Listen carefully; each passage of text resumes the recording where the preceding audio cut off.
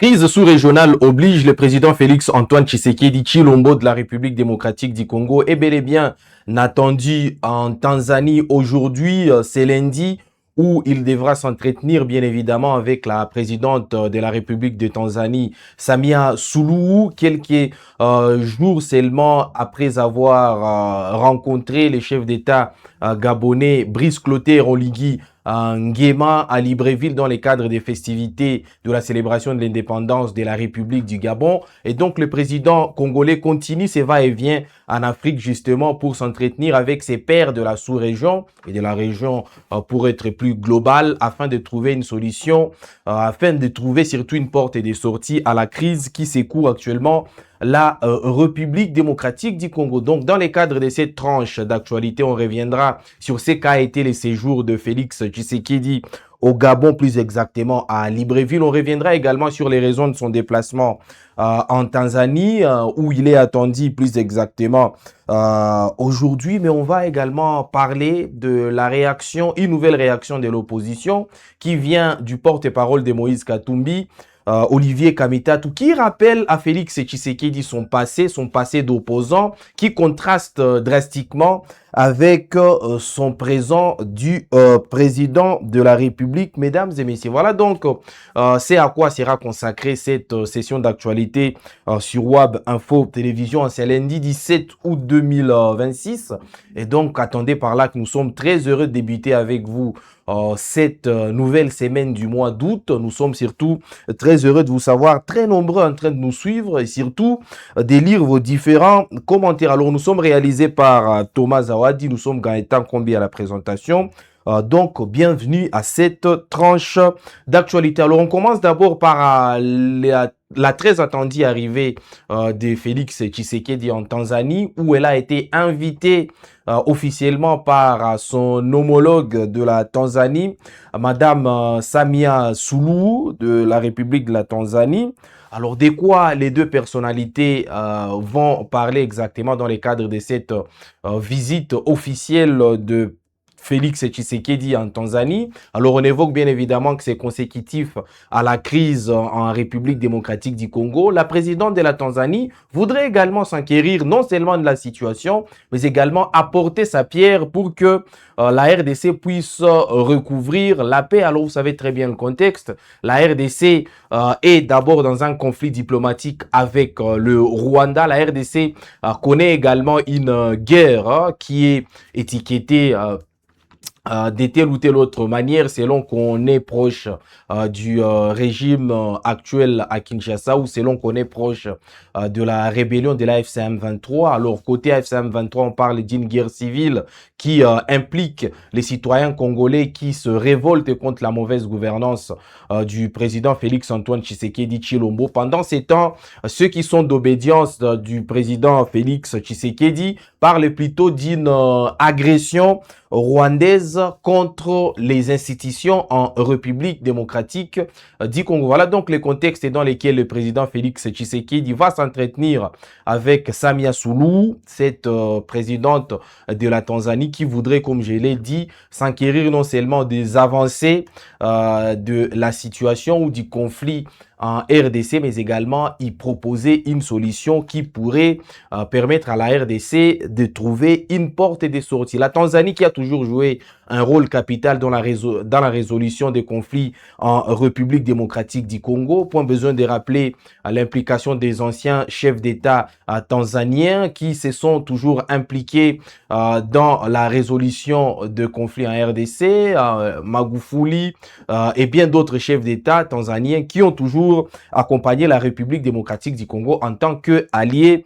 stratégique dans la résolution de ses propres conflits. C'est donc dans ces cadres-là que Félix Tshisekedi va s'entretenir aujourd'hui à Dar es Salaam avec son homologue Samia Suluhu de la République de la Tanzanie. Félix Tshisekedi qui revient d'une visite officielle au Gabon où il a participé aux festivités de la célébration de l'indépendance du Gabon, où il a d'ailleurs tenu un point de presse conjoint avec le président gabonais Prince Clotaire Oligui Nguema, dans lequel point de presse Félix Tshisekedi a livré notamment certaines indiscrétions sur les dialogues entre Congolais qui devraient être annoncés tantôt. Mesdames et messieurs, on vous replonge d'abord dans l'ambiance de la visite du président Félix Tshisekedi au Gabon où, je le rappelle une fois de plus, il a sorti plusieurs indiscrétions dans le cadre de l'annonce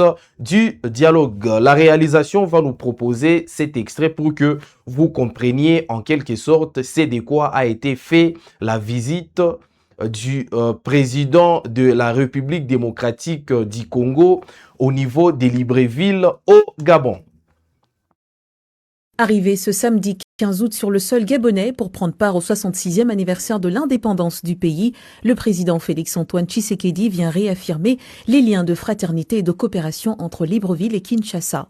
Dès son arrivée, le chef de l'État congolais s'est immédiatement incliné au mausolée Léon-Mba avant de rejoindre le Palais Rénovation pour un entretien avec son homologue Brice Clotaire Oligui Nguema.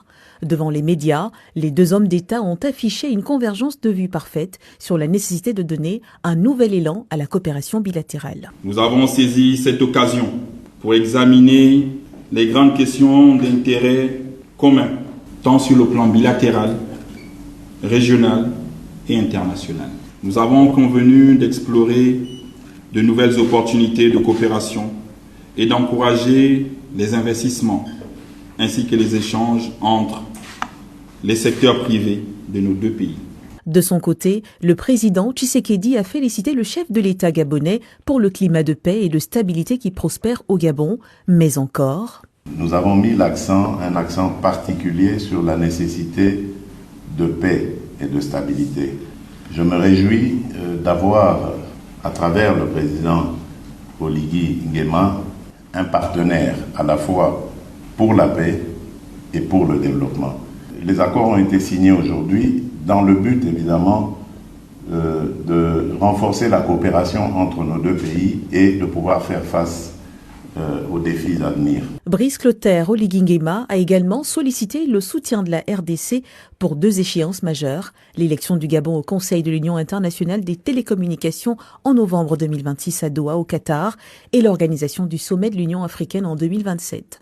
Dans ce renforcement de coopération entre les deux pays, le président Félix-Antoine Tshisekedi prendra part aux cérémonies du 17 août.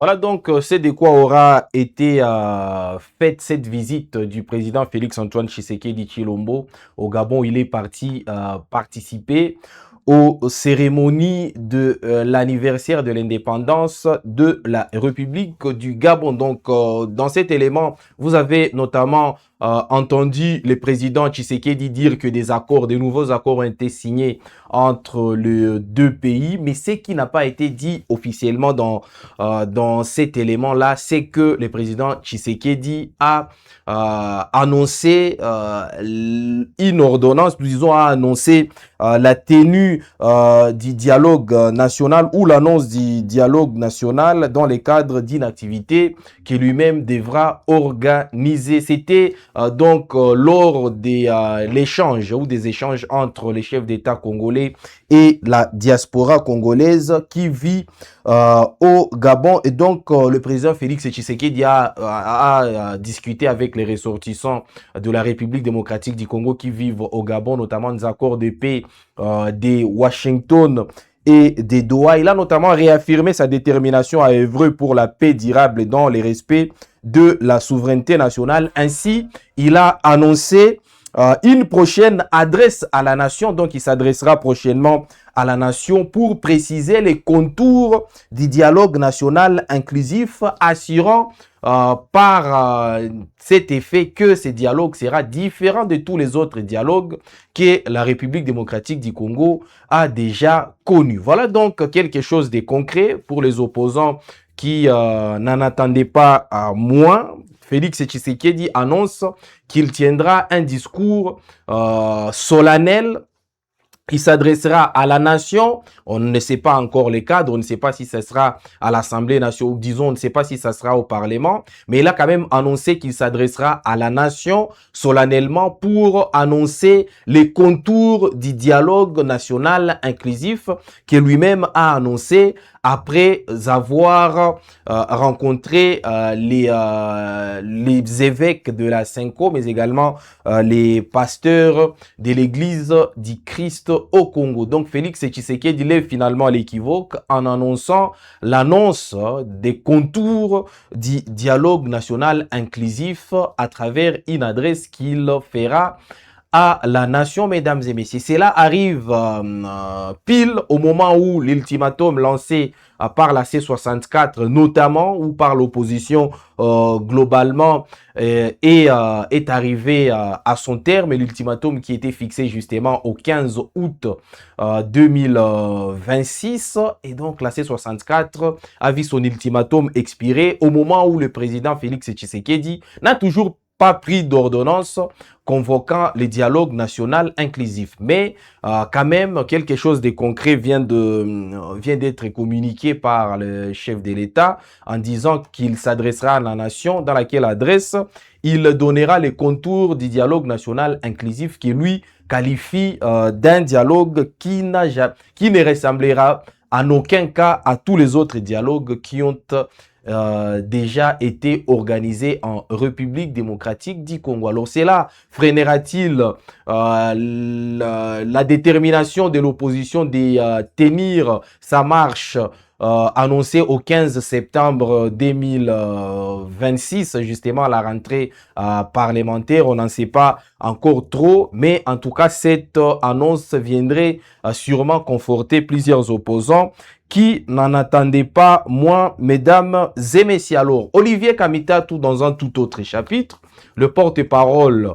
de Moïse Katumbi Chapwe, mais également cadre du parti Ensemble pour la République, a rappelé dans une vidéo, des vidéos qu'il a l'habitude d'ailleurs de faire, à Félix Tshisekedi son passé d'opposant qui contraste avec son présent de président de la République. Donc, Olivier Kamitatou a également parlé des conditions dans lesquelles se tiendrait le dialogue ou les conditions dans lesquelles Ensemble pour la République accepterait finalement de participer au dialogue. Il a également brossé la situation des libertés publiques actuellement en République démocratique du Congo, et donc il a émis son regret de voir que Félix Tshisekedi, qui était parmi ceux qui se battaient contre les oppressions, est devenu un des plus grands oppresseurs actuellement. On va donc suivre Olivier Kamitatou dans cet élément qui nous est proposé par Thomas Zawadi. Il y a 10 ans, le 19 septembre 2016, l'opposition avait appelé à une marche, pour une raison identique à celle d'aujourd'hui. Empêcher qu'un président ne s'accroche au pouvoir en violant la Constitution. Cette marche avait été réprimée dans le sang. Une dizaine de morts, des centaines de blessés, des violences inouïes, des familles brisées. Ce jour-là, Félix Tshisekedi était dans l'opposition. Il dénonçait les manœuvres destinées à contourner la Constitution. Il dénonçait les artifices juridiques. Il dénonçait le glissement du calendrier. Il dénonçait la tentative du 3e mandat. Mais il n'avait pas marché. Le matin même de la mobilisation, il avait préféré s'envoler pour le Soudan. 10 ans plus tard, l'histoire se répète. Mais les rôles ont changé. Celui qui dénonçait hier le contournement de la Constitution se trouve aujourd'hui devant une responsabilité historique. La respecter lorsqu'elle limite son propre pouvoir. Ce renversement n'est pas anodin. Il dit qu'un opposant peut, une fois au pouvoir, être tenté d'utiliser les institutions qu'il combattait hier pour contourner les limites qu'impose la Constitution. Et ce retournement dit surtout ceci: le peuple n'oublie pas, l'histoire non plus. et elle juge toujours, tôt ou tard. 10 ans ont passé. Les visages ont changé. Les responsabilités aussi. Mais la Constitution, elle, n'a pas changé. Le 15 août devait être une échéance. Il ne l'aura pas été pour rien. Depuis des semaines, nous avons choisi la responsabilité. Nous avons reporté les marches du 8 juillet, celles du 22 juillet, non par faiblesse, non par renoncement, par sens du pays, pour laisser une chance au dialogue, à la paix, à la raison. Qu'avons-nous reçu en retour? Le mépris, les moqueries, les manœuvres dilatoires, des promesses qui n'engagent que ceux qui y croient. Pendant ce temps, rien n'avance. Sur le front militaire, des territoires congolais, des provinces, restent occupés et administrés. Des millions de nos compatriotes vivent la guerre, l'exil, les camps de réfugiés, l'humiliation. Sur le front intérieur, même immobilisme. Prisonniers politiques, condamnations arbitraires, harcèlement judiciaire, liberté en recul, pillage, impunité, et maintenant une milice politique qui terrorise la population. Et que fait le pouvoir? Il voyage. Brazzaville, Luanda, Bujumbura, Libreville, Dar es Salaam. La diplomatie rapproche les nations lorsqu'elle prépare la paix. Elle devient un alibi lorsqu'elle sert seulement à gagner du temps. Et pour Olivier Kamita, toutes les conditions d'un vrai dialogue sont connues. Libérer d'abord les prisonniers politiques, lever les condamnations politiques, mettre fin au harcèlement judiciaire, rétablir les libertés publiques et accepter un dialogue véritablement inclusif sous une facilitation crédible et impartiale avec l'accompagnement des confessions religieuses et des partenaires régionaux et internationaux. C'est donc ça la position de Moïse Katumbi, puisque qui dit Olivier Kamita, tout bien évidemment voix Moïse Katumbi, c'est lui qui en est le principal porte-voix. Et donc, Olivier Kamita tout martèle sur ce qu'il disait déjà il y a quelques jours dans l'espace de Stanis Boujakera. Moïse Katumbi ne participera pas à un dialogue où le président Félix Tshisekedi est à la fois l'alpha et l'oméga, c'est-à-dire à la fois l'initiateur et les décideurs, mesdames et messieurs. Donc, dans un premier temps, pour Moïse Katumbi, il faut libérer les prisonniers politiques. Ils se comptent par dizaines dans les cachots de Kinshasa. D'autres se sont exilés pour enfuyant bien évidemment la persécution dans la capitale de la République démocratique du Congo. Donc dans un premier temps pour Katumbi, il faut libérer les prisonniers qui traînent aujourd'hui, les prisonniers politiques qui traînent aujourd'hui dans différents cachots de Kinshasa. Alors les plus emblématiques d'entre eux sont bien évidemment les tandems Ramazani, Shadari, Robin Minakou, tous appartenant au PPRD, parti de Joseph Kabila Kabange, deux personnalités clés de l'opposition qui sont aujourd'hui accusées d'être en connivence ou d'avoir été en connivence avec l'AFC M23. Alors deuxièmement, Katumbi demande la levée des condamnations politiques, des condamnations notamment à mort pour plusieurs personnalités politiques qui ont également été annoncées de travailler avec l'AFC M23, notamment Joseph Kabila Kabange qui est aujourd'hui condamné à mort. Il y a également Matata Ponyo qui a fui les pays puisqu'étant condamné.